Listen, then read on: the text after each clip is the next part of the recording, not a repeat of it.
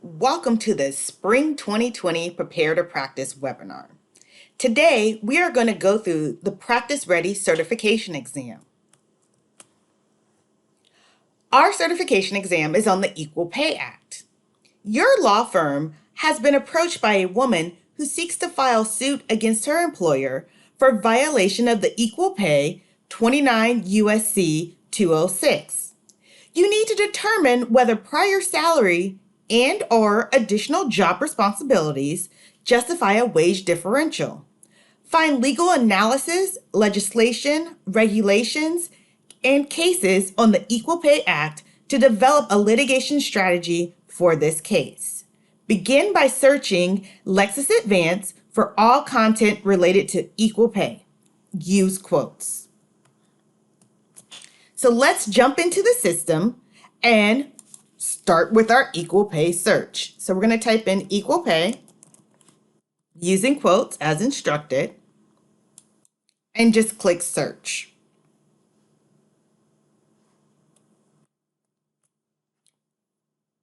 Question 1. To start your research efficiently, begin with a secondary source. Find a treatise that also discusses prior salary. On your results list, what is the citation of the Civil Rights Actions Treatise section that you retrieve? Let's jump back into the live system. So we have our equal pay search. We want to change our category to secondary materials. In secondary materials, we want to make sure that we are looking just at treatises. And we want to search within results for, I'm going to put it in quotations, prior salary, and hit enter. When we do that, we want the Civil Rights Action Treatise. So we're going to scroll and look at number 2, the Civil Rights Action Treatise, and that is for Civil Rights Actions, paragraph 20.16. So the answer to question 1 is D, for Civil Rights Actions, P 2016. Let's move to question 2. Open the document above. Use the Navigate All Terms drop-down menu to jump to the section Prior Salary. What section of this document is entitled Prior Salary? I'm going to jump back into the live system and I'm going to click to go into the document that we just found.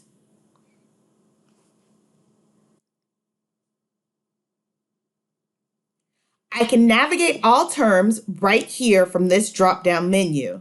I'm going to click on it and select prior salary because that's the term we are interested in. And then I'm going to use the arrows to navigate within the document. So I click the first arrow and that tells me I'm at the beginning of my search. And so I see chapter 5 is market value, prior salary, and inducement raises. But I want to click one more time and I get 5B is prior salary.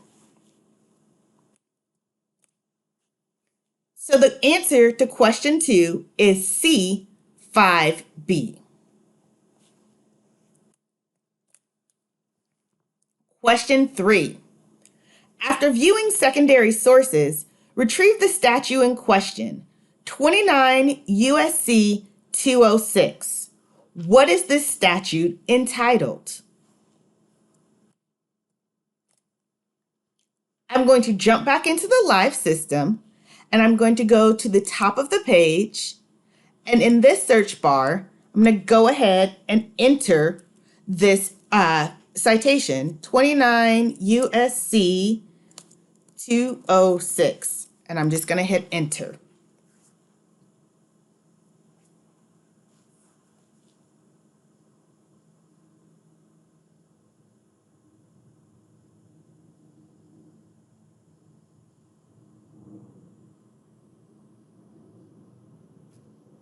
And I can see now that the title of this section is minimum wage.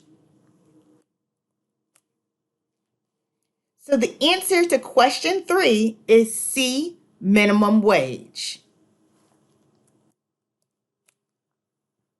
Question 4. Use the Go-To menu to jump to Notes to Decisions on this statute. View the case notes under Section 60, Additional Duties. Which of the following cases is not cited within this section? I'm going to jump back to my statute, and then here's the Go-To drop-down menu, and I will click Notes to Decisions. So I'm going to go to Section 60. I just scroll down, I see 60, click on the little arrow, and that takes me into additional duties. And as I read through the process of elimination, I determine that the answer to question 4 is D, EEOC versus Universal Underwriters Insurance Company. Question 5. Shepherdize the statute and view the History tab. On what date was this law first enacted? I'm going to jump back into the live system. So now I am in my statute. To shepherdize, over here on the right, you have the About This Document box, and I can just click Shepherdize this document.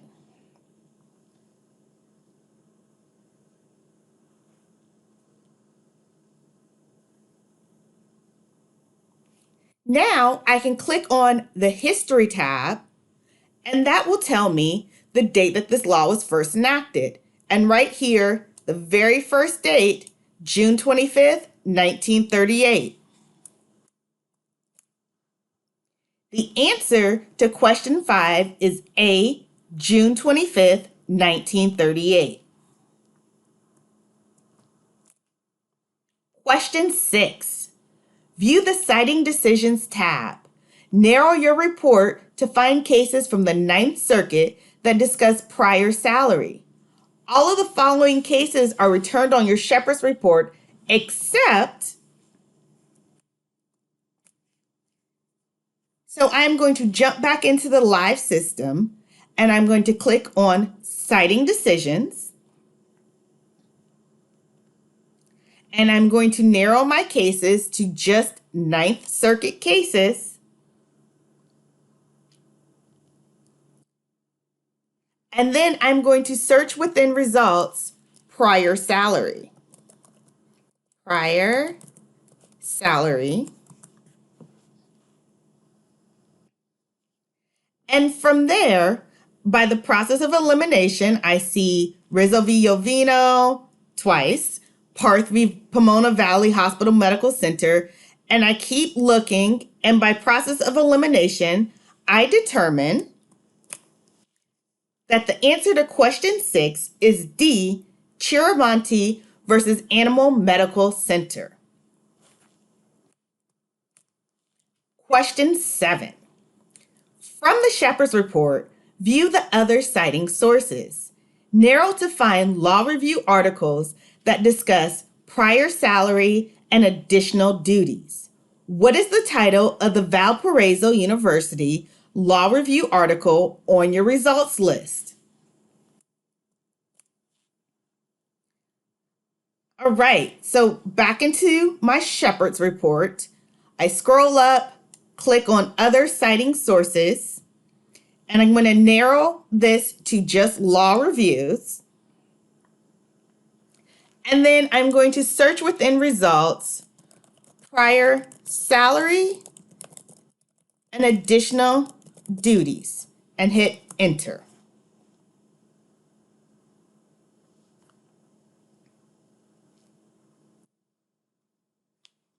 Now, by process of elimination, I'm going to look for the Valparaiso Law Review article. And as I scroll down, I see that it is the last article on the page, and I see it's called Reevaluating the Equal Pay Act for the Modern Professional Woman. So the answer to question 7 is B, Reevaluating the Equal Pay Act for the Modern Professional Woman. Question 8.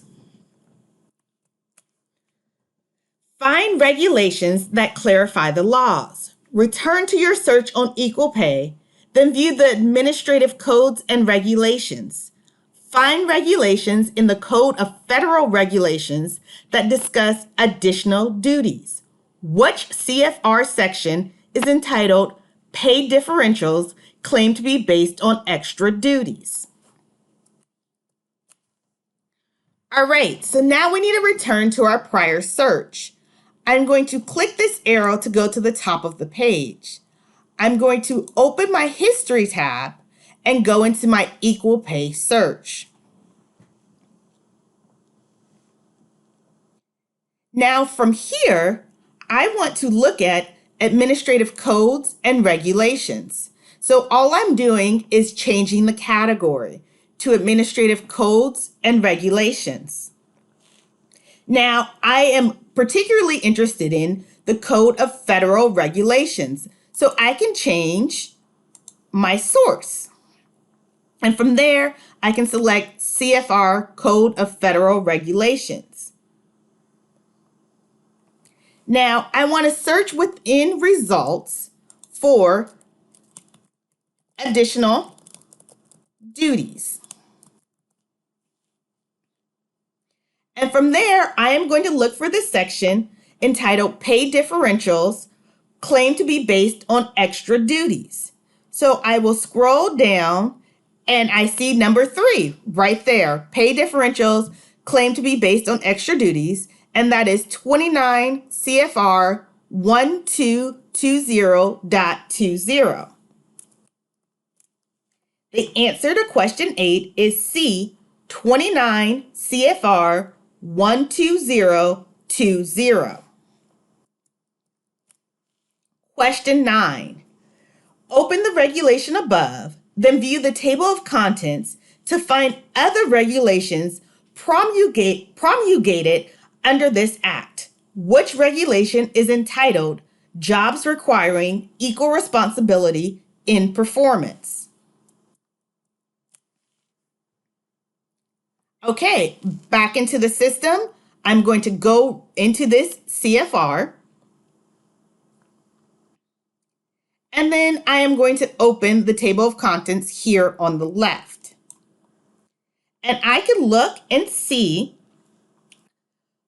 right here, section 1620.17, that is entitled Jobs Requiring Equal Responsibility in Performance. The answer to question 9 is B, 29 CFR 1620.17. Question 10.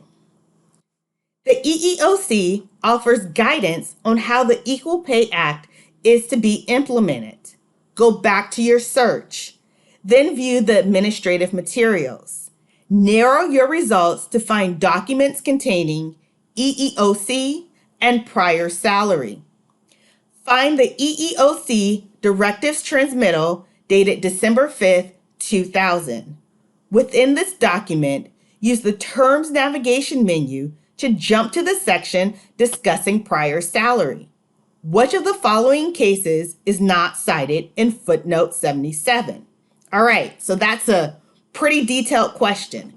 So let's go ahead and jump back into the live system. And I'm again going to use my History tab to go back to my search. And once I am back in my search, I'm going to change my category to Administrative Materials. I am going to narrow my results to find documents that contain EEOC and prior salary. And look at number 2, Directives Transmittal, that is dated December 5th, 2000. So I'm going to go ahead and go into that one.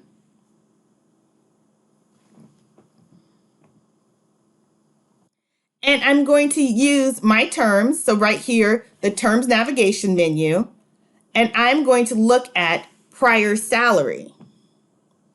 So let's go ahead to jump to the section. We're going to use prior.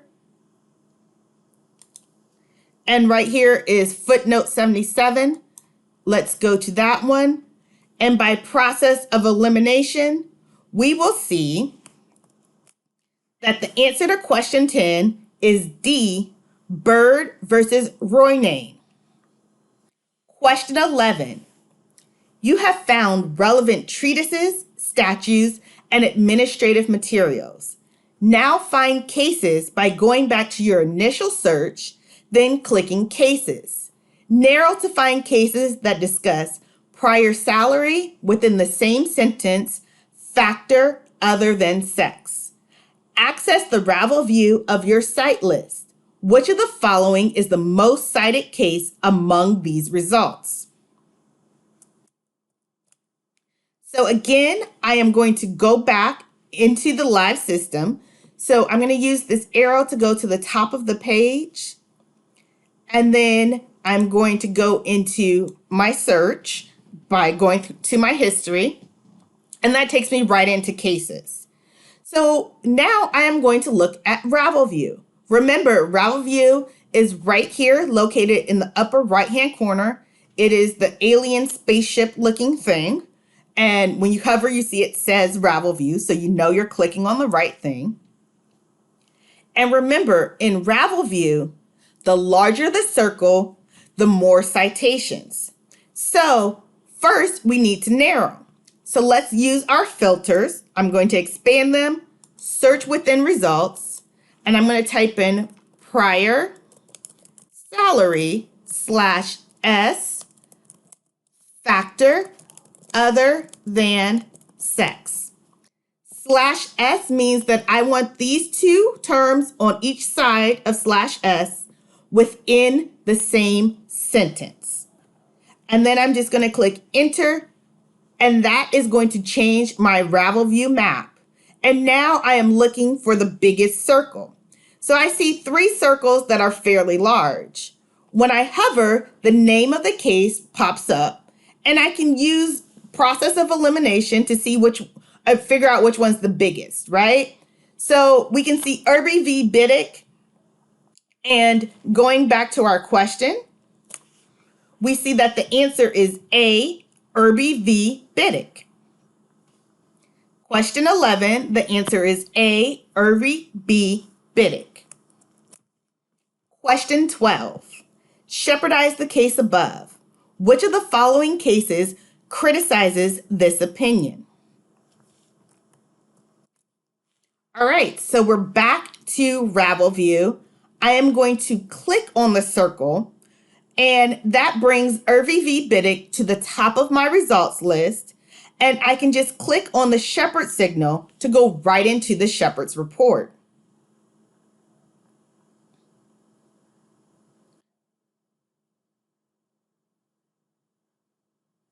Now that I'm in the Shepherd's report, I can very quickly narrow by analysis. So I want to see the case that has criticized this opinion, and that is cautionary analysis. And I see right here, there's one case criticized by. I click on that, and that is going to show me the case that criticized this opinion, Bunton v. Breathitt County Board of Education.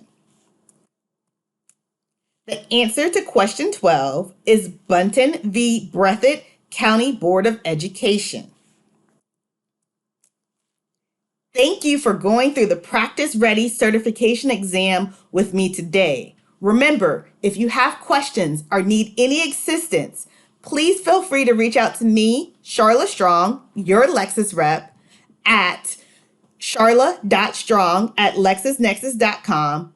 Or if it's 3 a.m., you know I'm probably sleeping. Have no fear, our 24/7 customer support line is available, 1-800-45-LEXIS. Have a wonderful day.